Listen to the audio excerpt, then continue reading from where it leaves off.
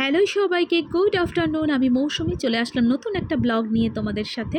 আর যেহেতু আমাদের মেয়েদের প্রোগ্রাম রয়েছে 13 জুন অ্যান্ড 14 জুন, তো আমাদের ব্যস্ততা কিন্তু চরমভাবে শুরু হয়ে গেছে। আর যেহেতু মেয়েদের রিহার্সাল চলছে এখন প্রত্যেক দিন, আর আমাদের এখন কিন্তু অনেক কিছু বানাতে হবে, তো সেই কারণে আমরা চলে এসেছি ব্লাউজ পিস নিতে একটা কাট পিসের দোকানে। এটা কালীঘাটে যে দোকানগুলো ছিল সেটা কিন্তু শিফটিং করে চলে এসেছে এইখানে। আর এত অপূর্ব হয়েছে দোকানগুলো, আর ফুললি এসি ছিল।